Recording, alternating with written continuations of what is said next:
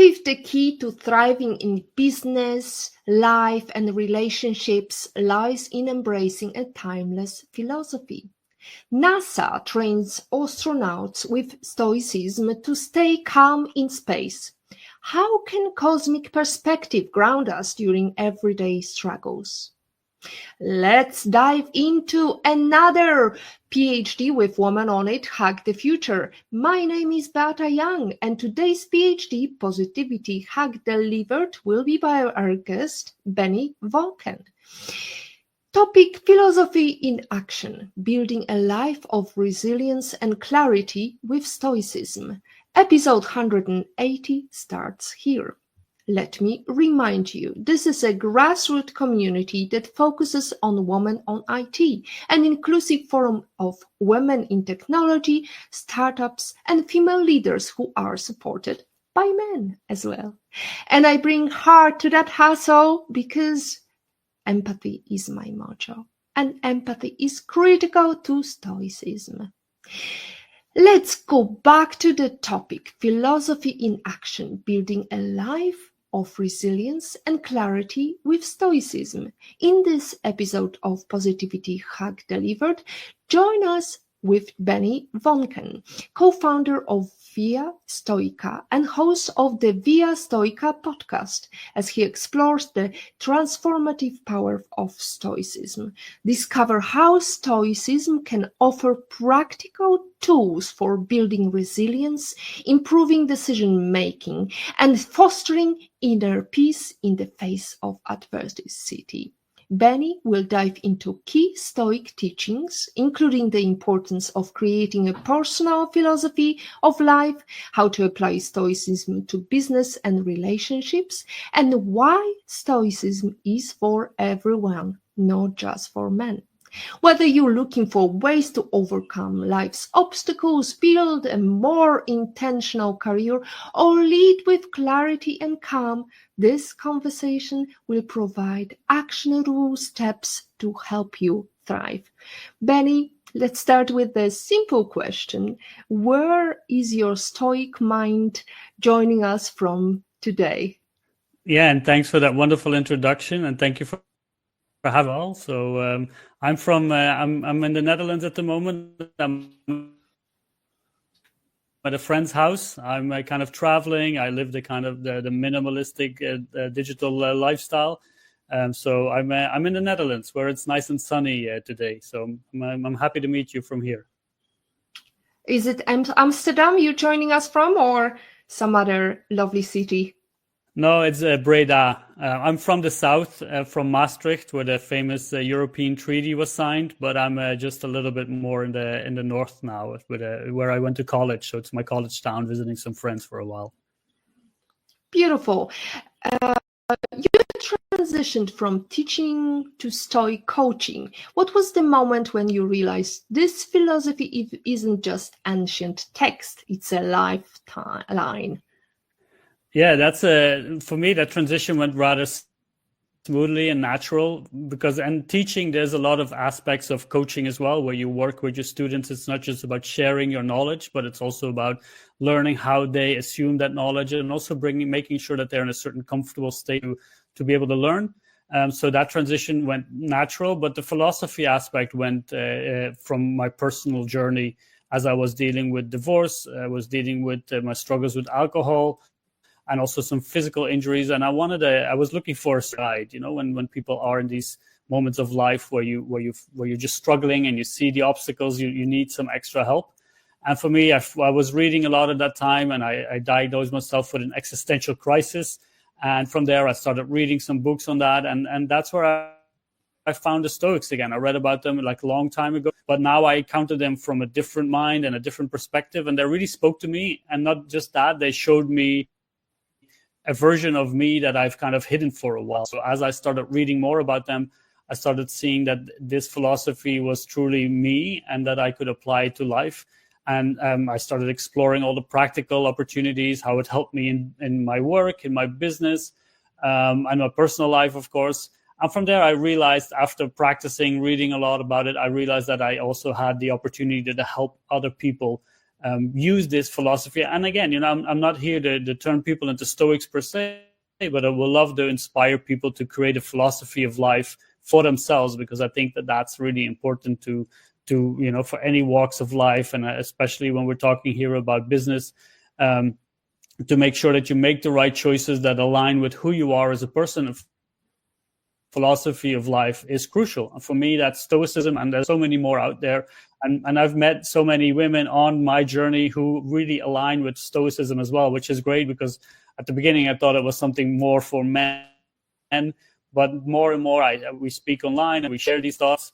More women show up like, this is something that really speaks to me. And that's where I made that connection between the philosophy for myself as I applied it, the teaching, and wanting to help as many people. So it kind of came together natural. And I've been enjoying the journey so far a lot. I've been learning more and more. The more I share, the more I speak with people, and the more I can help us. That's just a great addition to something that has really helped me improve my life so much more. Benny, you've said Stoicism isn't about suppressing emotions, it's about mastering them. What's the biggest myth about Stoicism you want to dismantle, and how does it actually help people thrive? That's pretty much the biggest myth there is, right? About Stoicism being that's faced wall that doesn't let out any emotions, that suppresses all the emotions. Well, it really is getting into connection with who you are and understanding your emotions, and making sure that you have a deep comprehension of who you are. And one of the biggest aspects of Stoicism, besides they say virtue is the only good, so that means that you have to be morally right and make the best choices, but it's also to be in line with nature and to make sure that you're living in accordance with your personal nature, but also with everything around you. And that's one of the biggest myths that's around there. And on the other hand, it's also shown as this masculinity. The masculinity sphere kind of took over and said, like, no, Stoicism is to be a real man, right? To be angry, to face everything, just head first and butt through everything. But it really is about peace, right? It's really about calm, and it's finding that sweet spot of life they call eudaimonia. That's the perfect spirit state, right? Where you're just at peace with everything. And you can feel your emotions, but you don't act out of them, right? You understand where they're coming from. And the great thing about doing that is once you understand your emotions better, your triggers, where they're coming from, you can also reduce your emotions. You can reduce that output that they have, that trigger, right?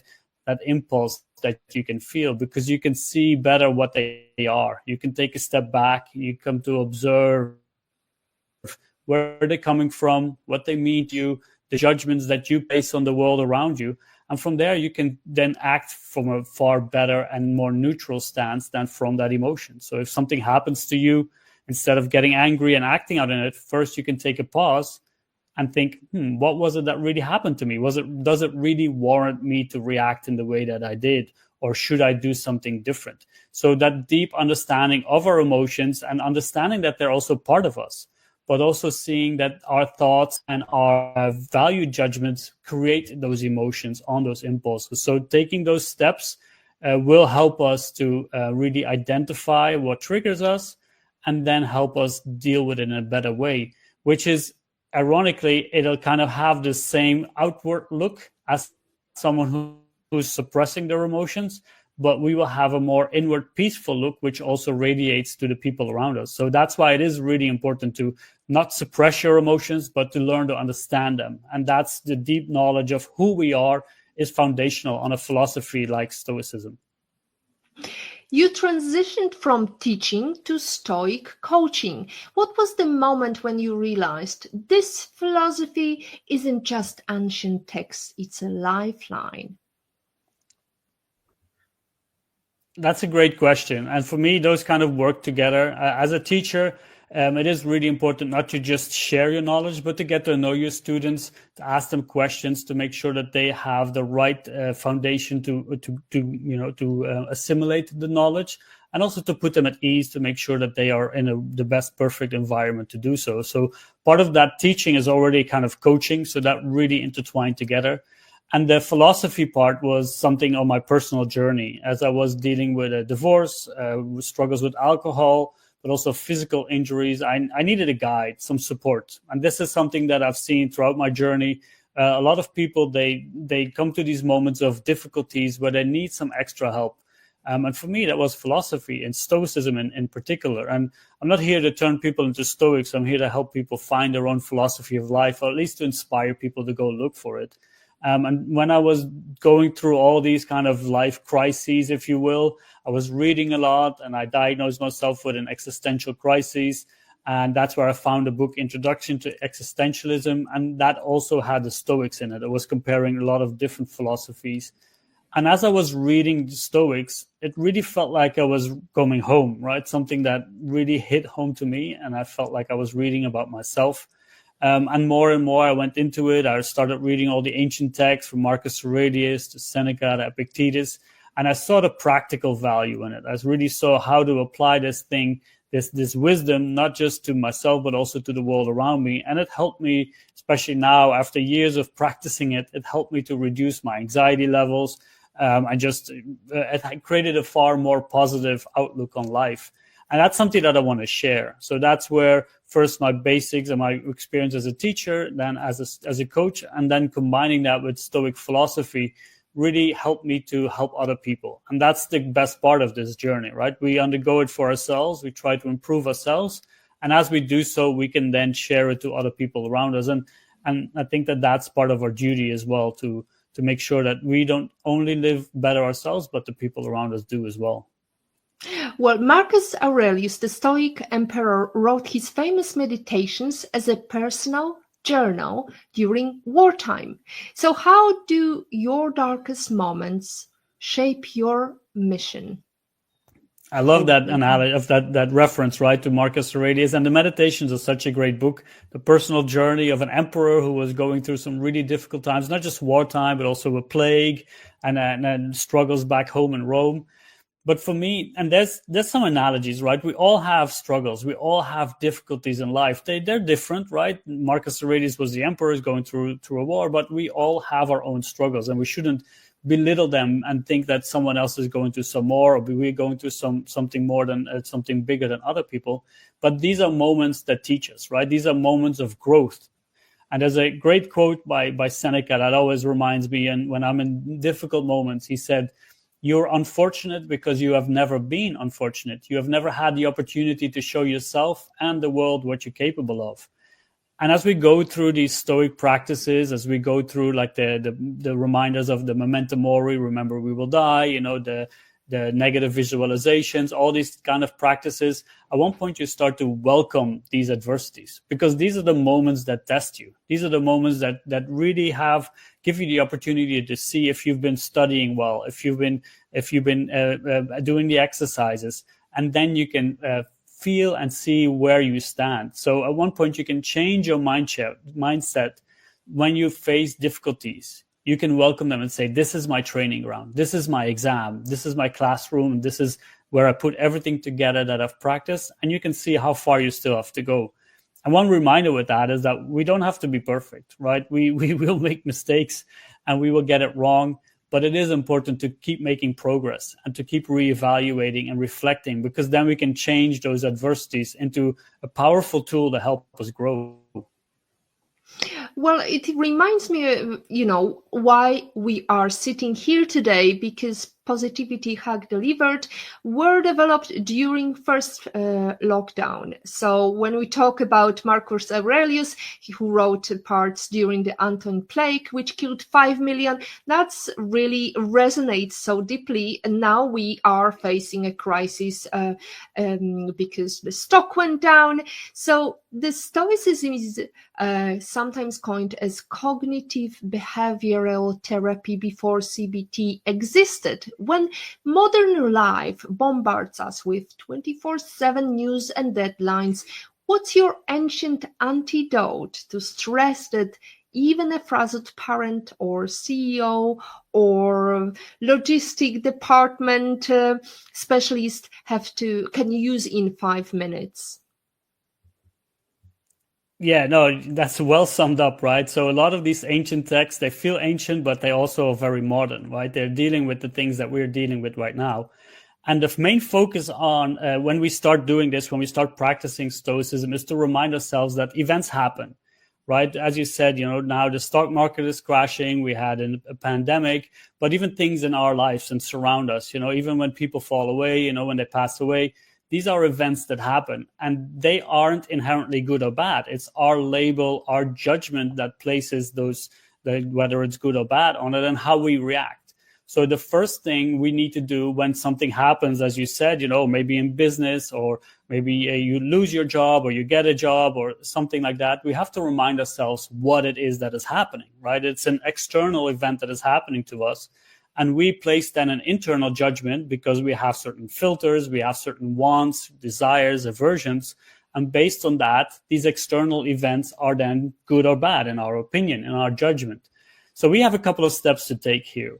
We need to first make sure that we are seeing the truth, what's happening. Let's say I lost my job, right? Don't place a judgment on that already. Just say I've lost a job or I've gained a job, right? You also could have a good thing happening. It's not just a bad thing, right? But we need to be careful with adding those labels, whether it's good or bad. I can also have personal experiences where I had a job and then later I got a different offer that would have been better, or you lost a job, you didn't get a job, and then later you get something better. So it's difficult to really place that judgment quick. So first, see what the facts are, right? See what's really happening. And then look at your judgment. See why do you think that this is a good or a bad thing, right? And if they match, if you see that, okay, this is a good job that I've got because of it aligns with my values, then you can say, okay, this is an impression that I, agree with. This is fine. Let me see what now my moral action is. What is my action that I need to take?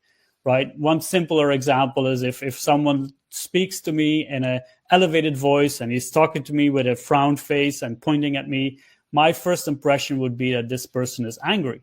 But I'm not sure. Let me ask, are you angry with me? Let's see if that's the truth. Okay, this person is angry with me.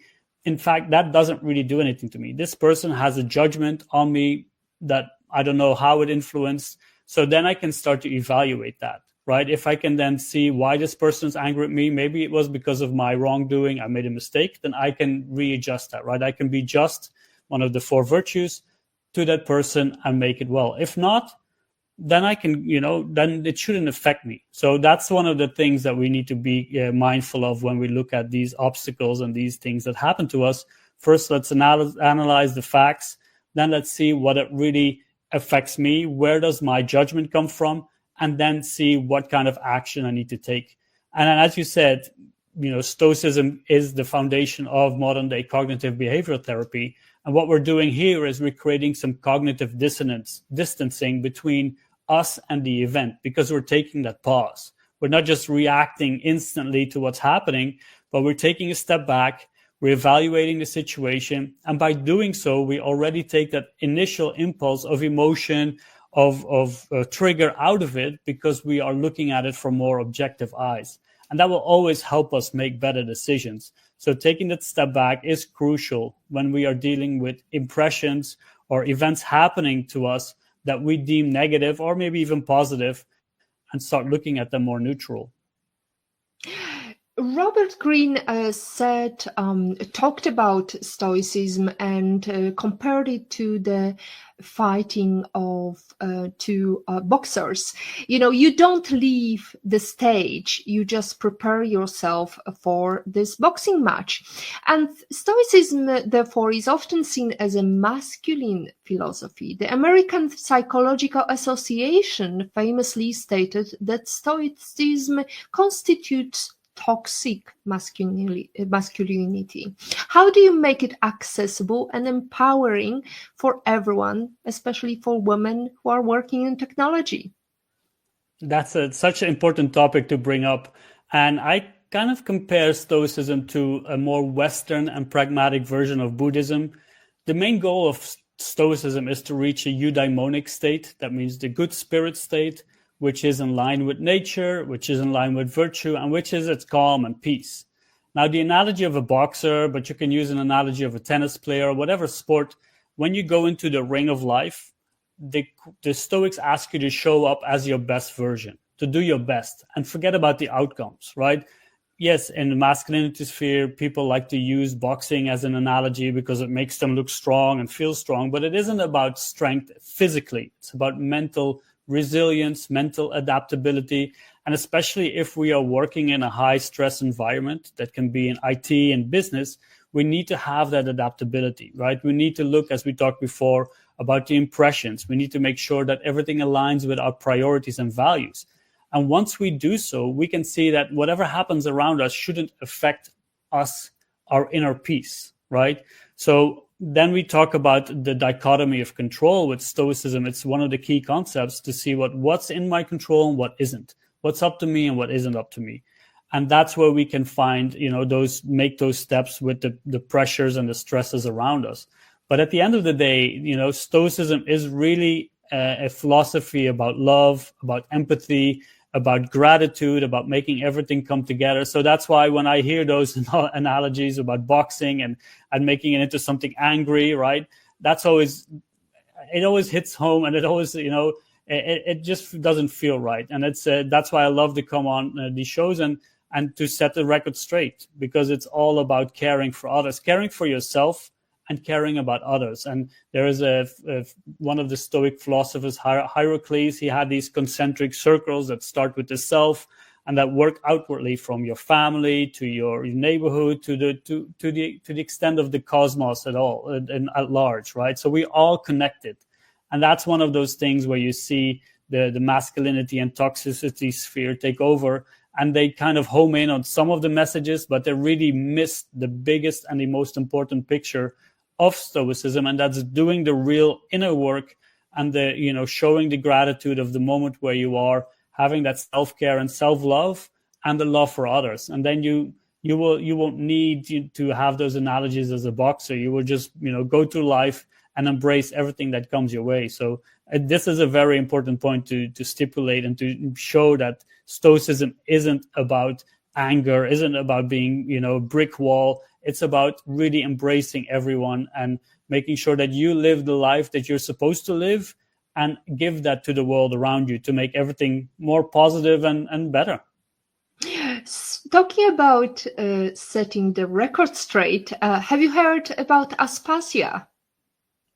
Yes, I have, but you have to. I have heard the name, but you have to refresh myself there a little bit. Well, she ran a groundbreaking academy influencing Socrates and Plato, yet her legacy was minimized. Aspasia's salon was so influential that Plato's Menexenus hints that she ghost-wrote Pericles' speeches.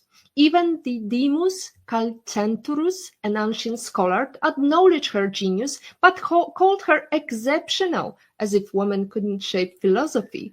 How do we rewrite these narratives to honor wisdom, not just gender? And this is one of the biggest things that the Stoics talk about, right? This philosophy is for everyone, even if you take it one step back to the Cynics. And I do remember Aspasia now when you mentioned it. I've been reading so many books, and I think in a book on Beyond Stoicism, you can read a lot about her stories. But this is the misconception that philosophy is just for men. But you read people like Heracles that I mentioned, but even Musonius Rufus, and Antisthenes, the founder of the Cynics, which was the precursor of where Stoicism came from, he said that virtue, right? Virtue is the only good. That's what we need to live a good life. Can be learned by anyone, whether you're male or female. That doesn't make a difference, right? We can all talk about life, right? We can all investigate who we are and live better. And that's one of those key messages that I also want to share. And during my journey, when talking online, talking to many people, I've come across so many women who find value in this philosophy when it's explained in the right way, right? When we're talking about the capital S Stoicism, which is the true philosophy that we're talking about, versus the lowercase s Stoicism, which is in that masculinity sphere. But once we really go into the nitty gritty of the philosophy, this is something for everyone, right? This is beyond gender gap. This is beyond whatever you're doing, your work, your status in life. It's blind to that. It's something that we all need. And that's why I really am an advocate for people to find their philosophy of life and to make sure that they then apply that to their life. That's what really makes the big difference. And that's the duty that we all have, right? To make ourselves flourish, right? Virtue it comes from arete, which means excellence or flourishing. And that's where we want to be. And that we can all do that, right? That's our human duty, because we have reason and logic, and we should learn to apply that as well. So yeah, another great topic to talk about, that this is something for everyone. Well, let's pay justice to another great figure. Portia Catonis, Cato's daughter, was celebrated for her courage. So there is another figure that is not so much celebrated, but as always, we want everybody to succeed, and by raising the awareness of female voices in ancient Greece, ancient Rome, ancient history, we can bring a more holistic approach. You coach people on building a personal philosophy. What's one daily Stoic practice that can transform chaos into clarity in under 5 minutes?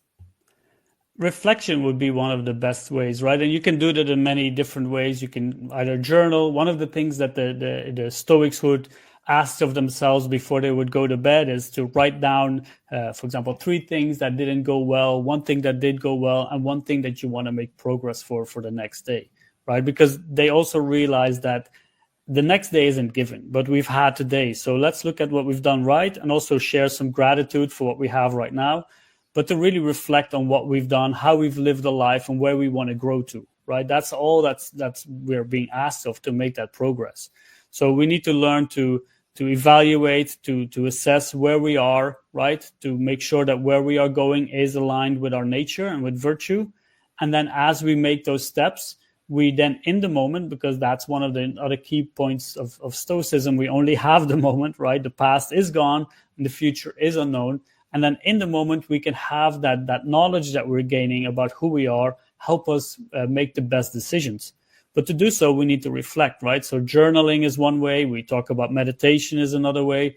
But journaling and meditation can be done in so many different ways. So I urge people to find, and this is what we do with coaching as well, to find their own techniques that work best for them, right? This isn't a one size fits all. It's like when you're talking about diet, where you say, oh, you have got to do fasting or keto.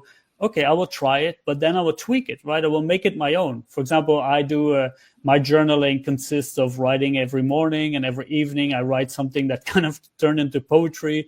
And I use like a nice little image to add to it. But these are my thoughts, and I like to use the creative writing aspect of it to put them into something that stimulates me, but also helps other people. So I share them online. But those are different ways of doing it. But it's about reflection, and it's about looking back at where you came from, but also where you are, and that kind of journey where you're heading towards, where you want to go towards. So for me, that's one of the key practices, to really look into who you are and to explore exactly where you are right now. Seneca wrote letters on gratitude while exiled. So that's another good practice apart from reflection.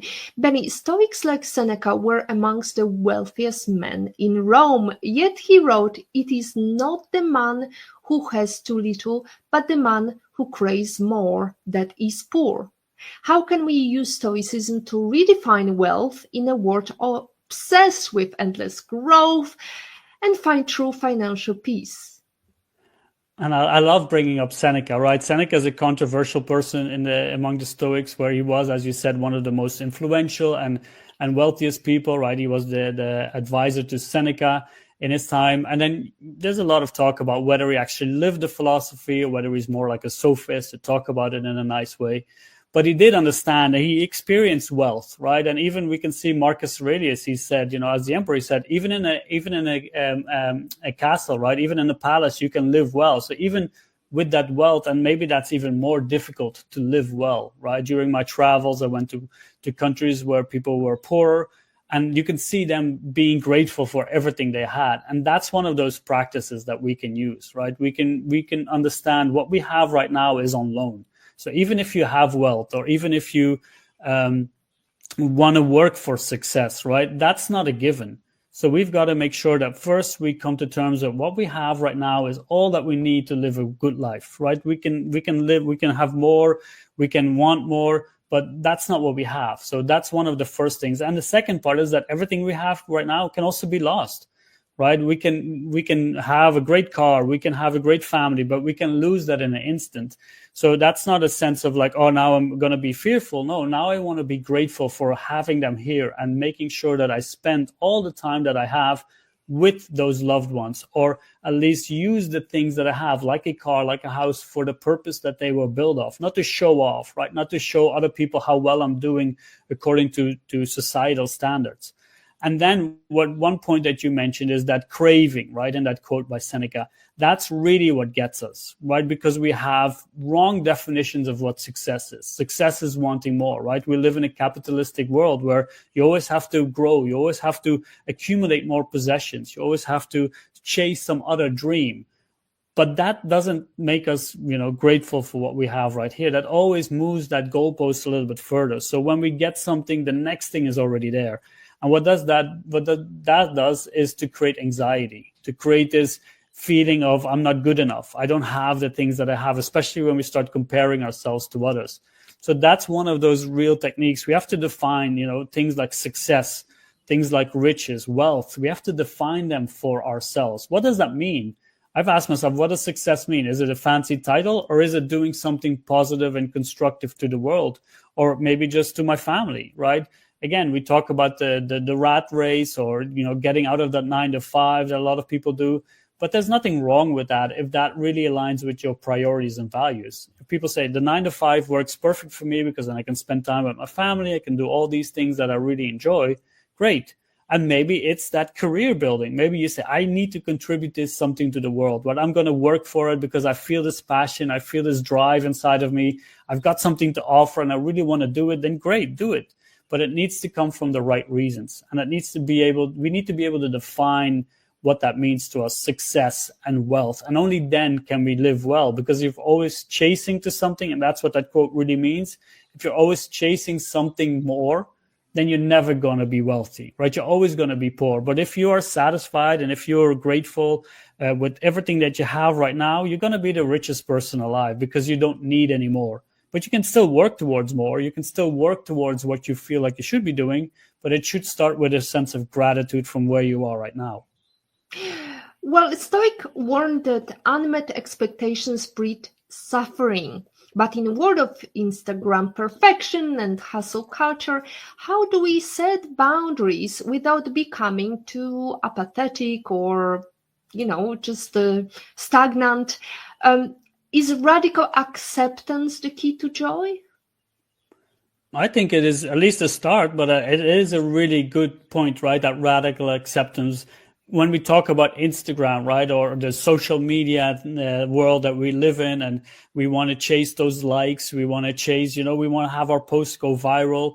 But when we start, again, from what we believe in and what our core principles and values are and the virtues, right, then we can make sure that our message is the one that we want to send out.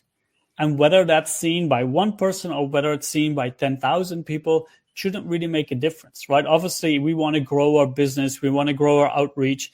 But if we have to compromise our values and who we are for that, at one point, we're going to find ourselves in a place where we don't want to be. We're going to be burnt out, and we're going to build something that is not really where we want it to go, right? And it can take charge of us, right? We become the slave of the product that we are creating.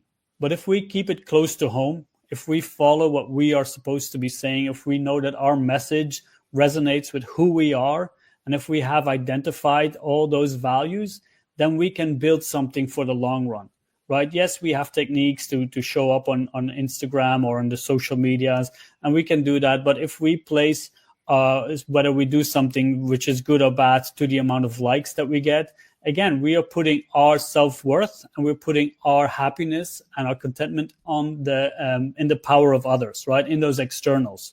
But if we show up every day and we do the things that we're supposed to do and what we believe in, even if we don't get the exposure that we like, we can still look back and say, hey, I've done my best here.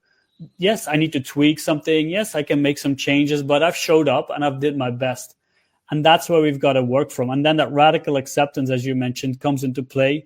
And we say, okay, I've done my best. This is what it is right now. Let me see where I can where I can grow, where I can make progress.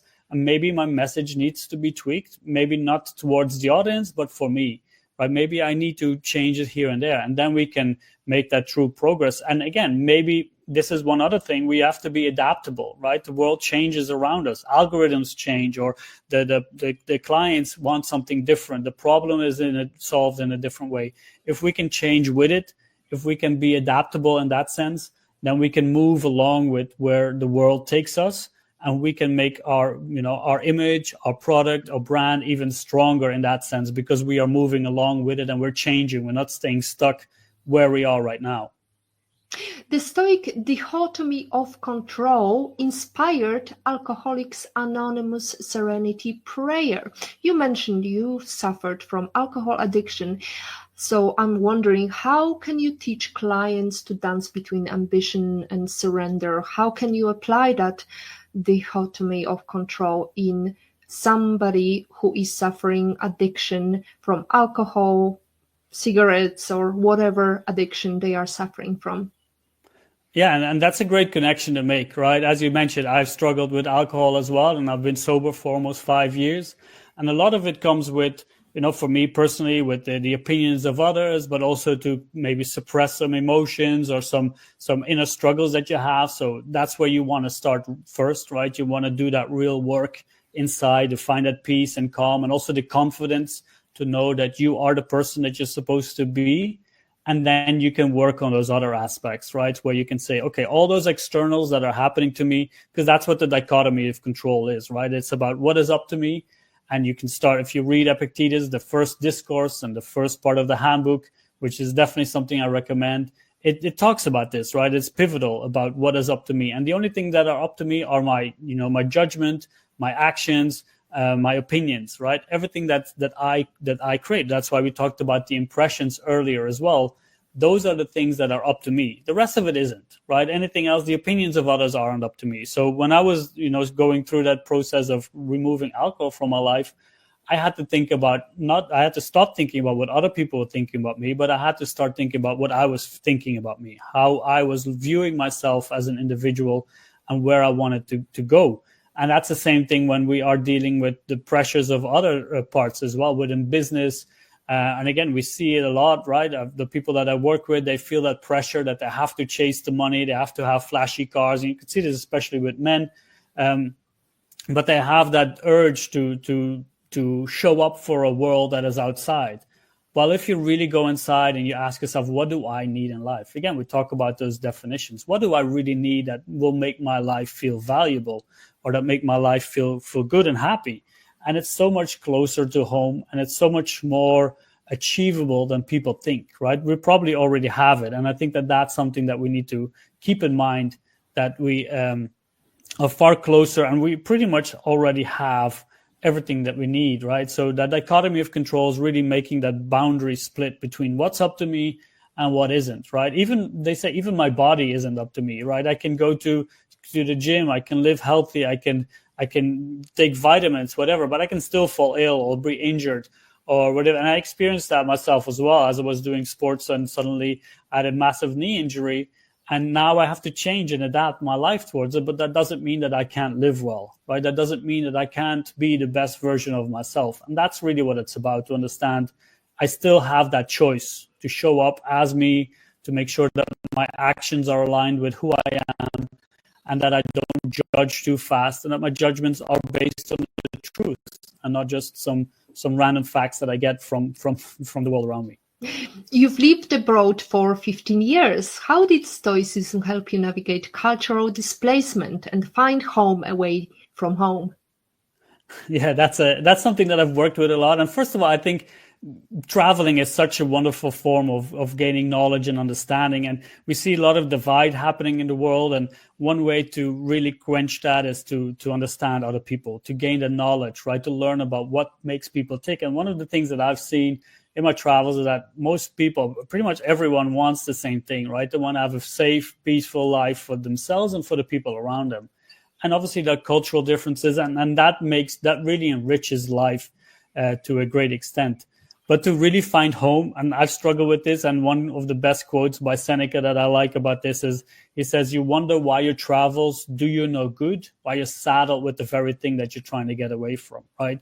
You are traveling with your own baggage, your own stuff that you are struggling through. And some people think that by escaping to some other places, for example, if you are in a high stressful job, or you're working many hours for that 1 week of a holiday, why do you think that you're not going to feel happy there? Because you are dealing with everything else that you're bringing along. So that's something, again, we got to work for first. It's not that external escape that we're looking for to make us happy. No, we've got to go internal and make sure that we are at peace here, know that we're doing the right thing, even from Monday to Friday, to really enjoy the weekend, not just the weekend, but also to enjoy the other days, right? Because we don't want to spend 5 days to throw them away to just live for the weekend. We need to make sure that everything is aligned with ourselves. And that's when, I lived abroad in Spain and in Dubai as a teacher, and then as a coach. I'm now kind of traveling around.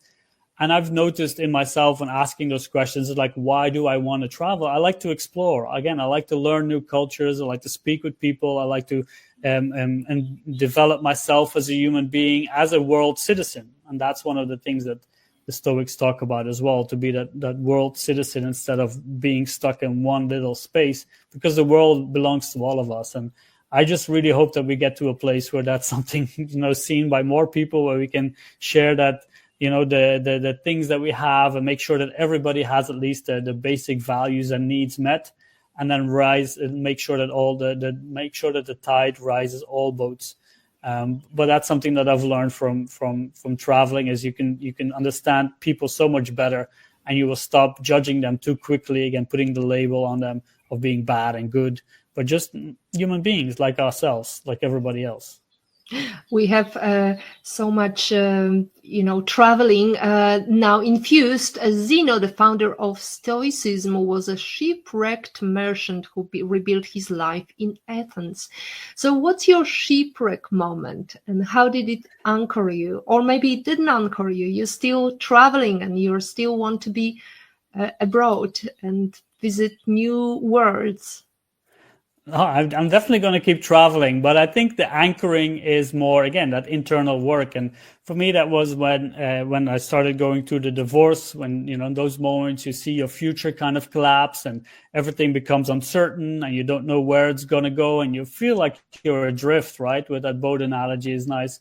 You feel like you're adrift. And Seneca said at one point, if you're a sailor, if you don't know where your port is, then no winds are favorable, because you don't know which way you're going. And that's where philosophy came into my life, to show me that if I can travel, right? Traveling doesn't mean that I'm lost or away from home, but I can have that home with me. And now the last couple of years, I've been a pet sitter and house sitter in many different countries, and I'm able to make it my own real quickly by having my established routines, but also knowing that I'm doing something that isn't innately me, right? And that's, again, that's place where we need to be. That yes, Zeno was shipwrecked, but that's where he really found himself. And then again, it doesn't matter where you are location wise, but you can bring yourself with you everywhere you want, as you're following your passions, as you're living according to your nature and having your priorities and values straight. Then you can find that true sense of who you are, and follow, the winds where they take you are always going to be profitable. Well, since we are talking about ships, here is another quotation by Grace Hopper. Ships in a harbor is safe, but what is a ship?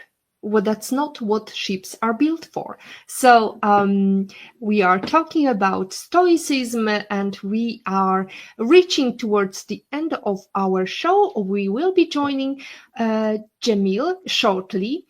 But let me ask you about your Via Stoica podcast. What's a story from a listener that made you think that's why Stoicism matters in modern world?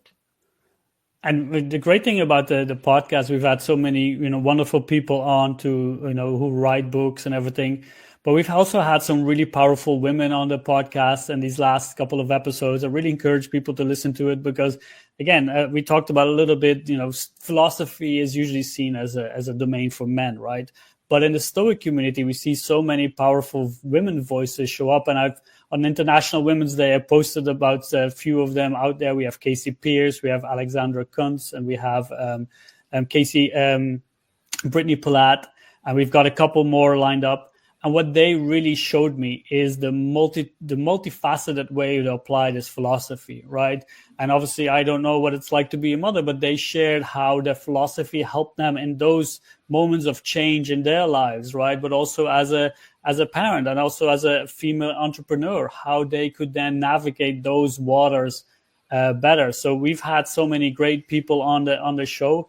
And just speaking to them, and that's one of the the honors and privileges that I have, and I think it's great to have a podcast to be able to speak to those minds who are willing to share, and they're doing some great work as well with different platforms, with books, but also with, for example, Brittany Palat has Stoic Care, and they're working together now as well to create some workshops, and that's just really powerful to see that different viewpoint towards a philosophy that really opened my mind and which I love, right? I work with Brendan and Bryce, my partners with Via Stoica, but they're also men. But then having being able to interact with a completely different view, and at the end of the day, we're all humans, so it isn't that different, but still, it's a different perspective on the philosophy that really helped me appreciate it so much more, and that's why we are really trying to help get more women on the show, because we want to make it such a diverse space, and that's something that the philosophy really needs as well, as you mentioned before, for it being kind of stuck in that toxic masculinity space, and it's too precious and it's too wonderful to keep it there. More diverse thought brought to this philosophy is definitely beneficial. Stoics talk about memento mori, remember about death, which is another philosophy from Middle Ages. Steve Jobs famously said, "Death is life's greatest invention." How do you turn this stark truth into fuel for living boldly? I think it's, the Stoics say death isn't a bad thing, because how can something that is so natural, that happens everywhere, right? Death is change. We can see it not just with humans, but we can see it with animals, plants, everything around us changes, and then something new is born. So they say, how can it be something bad if it is natural, right? If it is part of the cycles that we go through.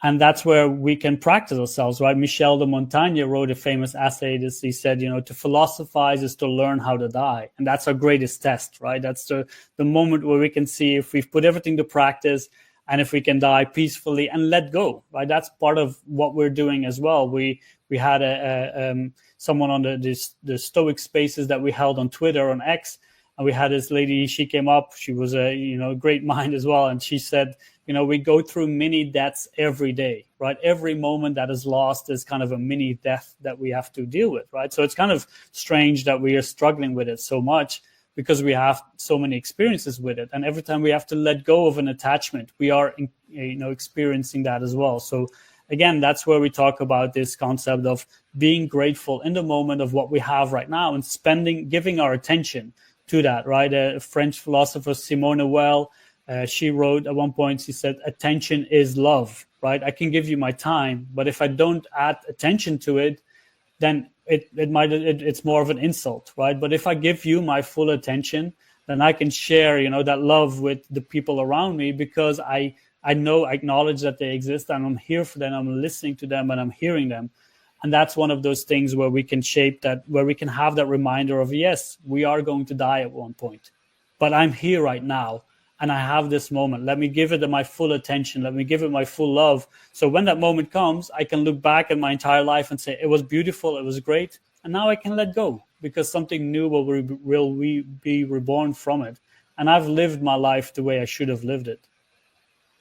Beautiful summary towards the end of the show. If you could leave the world with one Stoic lesson to heal division and bring people together, what would it be?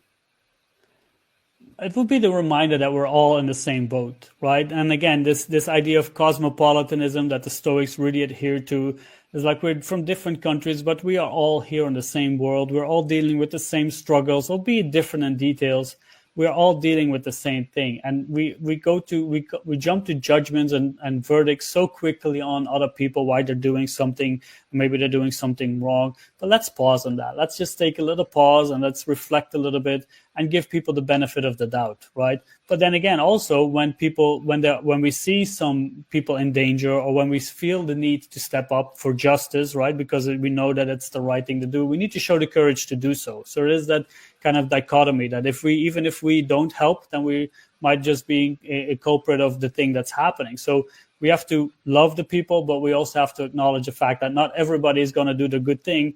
So we need to be there to either show them, to educate them, or to make sure that we prevent them from having that happen. And that's one of the things that, it's kind of like, as a coach, it's kind of the struggle where you are, because you want to help people live the right life, but it starts with doing it yourself, right? And one of the things that I would say, like, if people were to, live like 10% better, try to, the best to be the best selves, if everybody did that, then the world would already look like a different place. So instead of, telling people how to live it yourself, and then show it, emulate it, set the right example, and then people will follow, right? People will flock towards it. And if you do that, I think we can have that chain reaction of changing people's outlook to life and how they really approach it. The Stoic idea of cosmopolitanism, for global interconnected world, urge seeing all humans and family. So let me ask my family member, my sister in A Woman on IT, Jamil, to take over with some questions to follow. Thank you, B.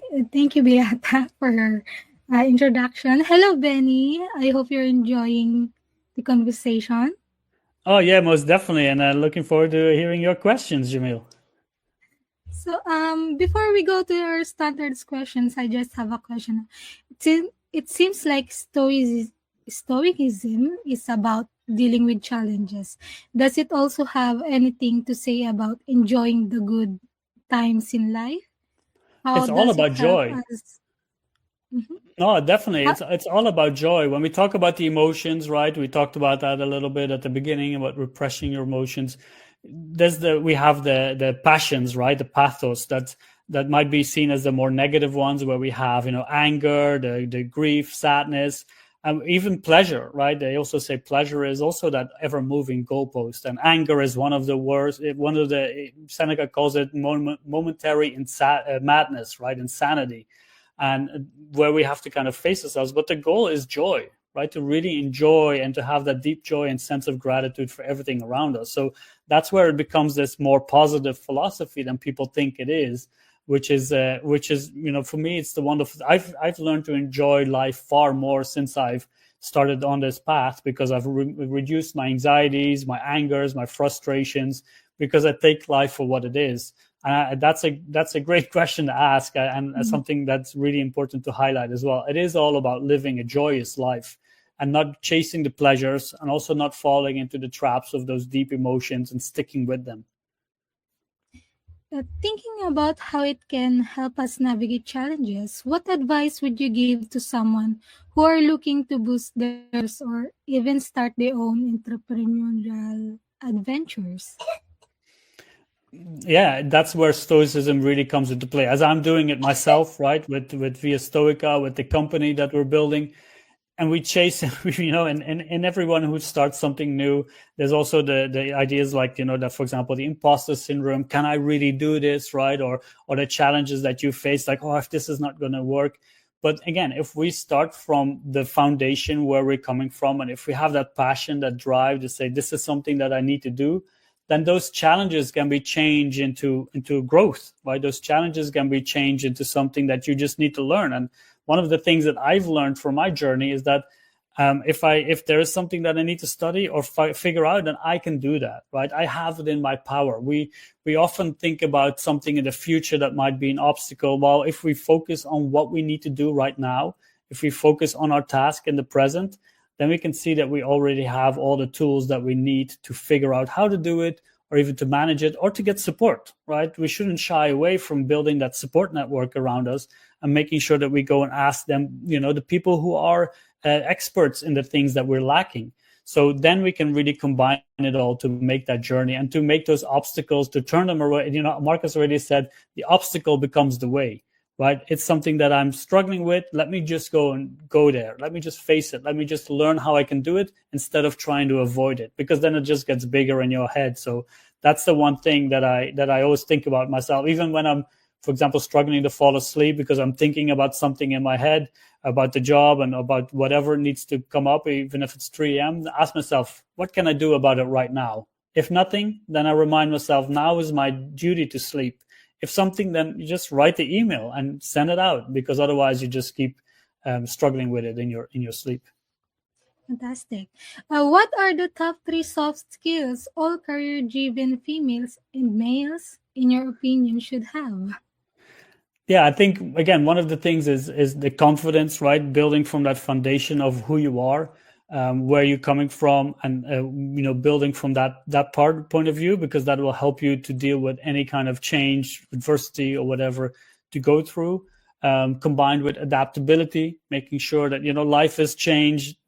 We have in the song by John Lennon, he says life is what happens while we're busy while we're busy planning the rest of it around us. So we need to make sure that we're adaptable. We need to make sure that we go with what the moment requires of us, and then we need to have that we need to use the logic and reason that we have, right? That's one of the key points of Stoicism as well. Make sure that instead of working from our emotions, let's use our logic and reason to assess the situation and make sure we take the right action. What's your go-to strategy when you're faced with a problem you need to solve? That's a good one. First, again, it's finding out the truth of the problem, right? Is it really a problem, or where is it coming from? Is it something that I can change? Is it something that I can control? And then if you feel some kind of frustration or some kind of emotion about it, let's see what's really causing that strife. Because if you have those emotional filters, then we can't really look at the problem itself and what it is, right? And how we work towards a solution. I think that's one of the best ways of looking at a problem, is to find a solution and to work more from that. There's no problem big enough that we can't overcome with help, maybe not just by ourselves. So first of all, it is finding out what is at the core of the problem, where is the root cause, that first principle, and then seeing what we can do about that, and then making sure that we have the right workaround. And again, as I talked about, the soft skills, where we can use that reason and logic to make sure that we address it in the right way, and not go about it, or make sure that we put, sometimes people want to kind of shy away from the problem and they put it somewhere else. But no, let's face it head on. Let's go for it. And that's the best way to solve it. Are you working on any new exciting projects right now? We are working on some exciting workshops. I'm actually going to be teaching the Stoic Week, co-teaching the Stoic Week in the Netherlands at the moment. So I'm busy preparing myself for that, which is at the end of the month. We are writing some books. I'm also looking forward to continuing those a little bit more. Some Stoic guides that we're thinking about, and obviously building the podcast out to something more. But yeah, there's a lot of interesting projects in the pipeline, but more just to share that knowledge in a more accessible way, besides the coaching that we offer. What is the number one book you can sit and think, oh, I wish I read before I started my career? There's many, but the first one that comes to mind for me is Meditations by Marcus Aurelius. And that's because it has so many layered aspects to it. First of all, it's the personal journal of an emperor, right, in the Roman Empire, who the most wealthiest and influential person at the time. And you can see in the text, in the lines, you can see his vulnerability, right? He's questioning about how to deal with this anger, how to deal with this. You can feel it in there. And then it's also, the other layer is the historical aspect. You can go into the mind of this person, as was mentioned before by Beate, who's in the struggles of the Antonine Plague, in the Germanic Wars, right there at the battlefront. And he was dealing with all these things, and he was writing his journal, never meant for publication, by the way, but it was used later on. Someone took it, or however it happened, but I'm glad that it's here. And then the third part is that it's got some excellent Stoic foundational texts, right? We don't have any text surviving, right? So most of it is gone. We have Epictetus, Seneca, and then we have this of the Stoic philosopher, right? The closest resemblance to the philosopher king that Plato had envisioned. And we can read his mind and how he was trying to apply Stoicism to his life. Let's imagine that you could meet anyone in the world for a private breakfast. Who would it be, and where would you choose to meet? For me, that would be Epictetus. This was actually a slave turned into a philosopher, and was the inspiration or the kind of literature mentor of Marcus Aurelius. They never met, but he was, for me, the kind of the verbal slap in the face. His writing, it was documented by one of his students. You have the discourses and the handbook, the Enchiridion. But he's really direct, right? He tells it's the way it is. If you're doing something, he's like, he calls people a fool. Why are you such a fool if you think that this is going to make you happy? So for me, that was the verbal slap in the face. And I would love to go back to like his school in Nicopolis, which is now in Greece, and just sit there, see how he lived, and then have a good conversation with him. And he's probably going to, call me a fool plenty of times, because I'm still, as we're all on this journey of making improvement. And I'm sure that he would have enough to remark on my things. But it would be lovely to listen to him and see what he would have to say. And for the last question, can you please give us your favorite life lesson quote? Yes, and I would have to go to Epictetus again in his handbook number 8. That's one of my favorite quotes, and it really backs a lot of the things that we've discussed in this conversation as well. He said, don't wish for your life to happen as you want it to happen, but wish for it to happen as it does happen, and your life will go smoothly, right? It's that pure acceptance of saying, okay, faith has this life figured out. The Stoics are deterministic. They say, this is going to happen. Let me accept it. Let me just, accept it gracefully with love, and then make sure that whatever my requirements are, I'm going to be there and show up in the best version that I can. And for me, that's one of those things that I really remind myself of every day. Like, I have my wants and my desires, but they will cause me a lot of anxiety if they don't happen, right? So if I accept the moment as it is, then my life will go smoothly. And it has gone smoother, let me say smoother, not completely smooth yet. Thank you so much, Benny. You're such a wonderful. Let us welcome back Beata to wrap things up. Thank you so much, Jamil, and thank you once again, Benny. Epictetus said, we suffer not from events, but from our judgment about them. My judgment, Benny, is I love Stoicism for its love, progress over perfection, and empathy aspects, and would like to thank you so much for sharing your insights and experiences with us today. And that's it from episode 180 of PhD Livestream. Thanks to our guest, Benny Vonken.